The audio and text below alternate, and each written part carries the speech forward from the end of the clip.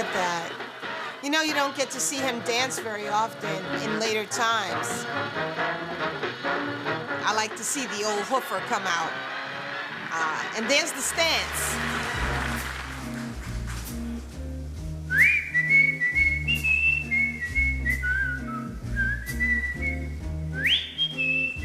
In a recent book called Deconstructing Sammy, Music, Money, Madness and the Mob, author Matt Burbeck writes how it was near dawn when the pinging sound of a tiny bell resonated throughout the expansive bedroom, filtering down 2 short staircases to a small office where Brian Dello sat watching television.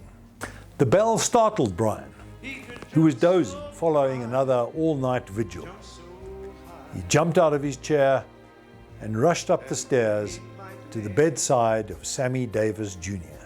Racked with excruciating pain, pumped full of morphine, the great entertainer was mercifully near the end of a grueling 9-month battle with throat cancer. Months of chemotherapy and radiation treatment proved futile. And after a final stay at the Cedars-Sinai Hospital in Los Angeles, Sammy returned to his Beverly Hills home to die. A recent tracheotomy stilled his voice, and his neck was visibly red and bloated from this hideous, festering tumor. Also stricken with pneumonia, Sammy remained mostly unconscious, but during brief moments of clarity, he was able to ring his little bell. For Brian, who was Sammy's chief bodyguard, and more importantly, his closest friend, the ringing bell often meant that Sammy's legs were on fire, or so Sammy thought. It was, of course, the cancer, which spread throughout his body, and Brian gently rubbed coconut oil on the legs that were now shriveled flesh on top of bone. The disease had reduced Sammy, who was already small in stature, to a mere 60 pounds, and left him almost unrecognizable. Close friends gasped upon the first sight of him during teary-eyed visits. Outside, reporters maintained a 24-hour death vigil by the front gate of 1151 Summit Drive. Television cameras at the ready once word filtered out that Sammy had finally succumbed. On this final morning, with daylight approaching and the end near, Brian stood near Sammy while a nurse watched from the foot of a bed. "You need something, boss," he said. The great entertainer was in cardiac arrest, and he weakly raised his arm and pointed his thumb downward towards his chest, while slowly shaking his head from side to side. Brian knew what he was trying to say. No, boss, you can't go. We've got a pack. We've got a gig to play," said Brian. Sammy just smiled and reached out and held Brian's hand tightly. He closed his eyes and took his final breath. At 5:59 a.m., Sammy Davis Jr. was gone. His wife, Altovisa, was awakened and brought to her husband's side, the ever-present scent of alcohol trailing behind her. She held Sammy's hand, a million memories flashing all too quickly, moments in time that seemed so far away over their 20-year marriage. The visits to the Nixon White House, the goodwill trip to Vietnam, the hundreds of shows in London, New York, Las Vegas, and all the points in between. And of course, the never-ending parties. From private dinners with the Sinatras to the party of the century in 1980 a $100,000 royal feast that the Davises hosted at their 22-bedroom home, attended by every political, sports and entertainment star in Hollywood and beyond. But those were the good times, and now it was all over. During the months prior to Sammy's death, his employees looted his home of memorabilia, jewelry and artwork, while Altavisa, his wife, quietly squirreled away money, property and possessions. She sent FedEx packages filled with cash, jewelry and other valuables to friends and family throughout the country and overseas. Placed 13 fur coats in a local storage shop and hid her Rolls Royce in Las Vegas. After kissing her dead husband on the cheek, Altavisa quickly removed the remaining jewelry from his body. Before Sammy was buried, she even took his glass eye. Whether I'm right or whether I'm wrong, whether I find a place in this world or never belong, I gotta be me, I gotta be me. What else can I be but what I am? You know, my friends, it's hard to say something consoling in the face of death, even when the person who died has lived a full life like Sammy Davis Jr. and even like him had not died in the very best of circumstances.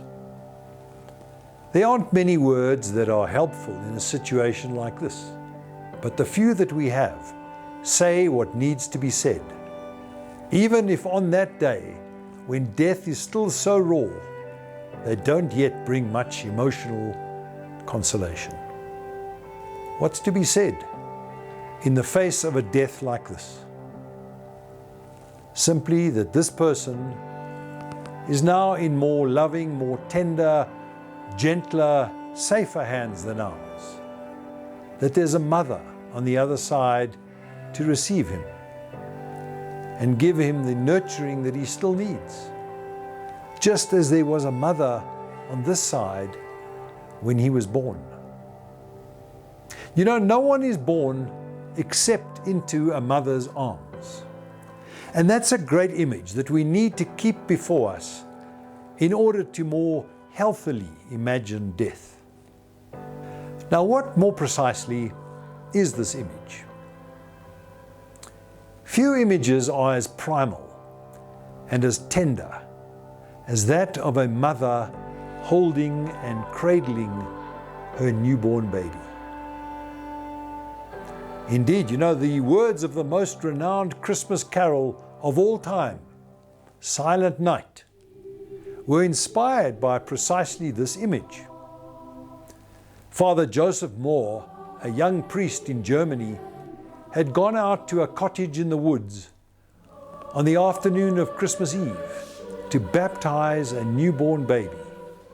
And as he left the cottage, the baby was asleep in its mum's lap. And he was so taken with that image, with the depth and the peace it incarnated, that immediately upon returning to his rectory, he penned the famous lines of Silent Night, Stille Nacht. His choir director, Franz Gruber, put some guitar chords to those words and froze them in our minds forever.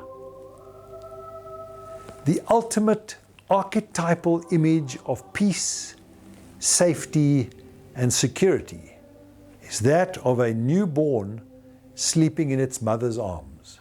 Moreover, when a baby is born, it's not just the mother who's eager to hold and cradle it. Almost everyone else is, the uncles and the dad and the grannies and the grandpas.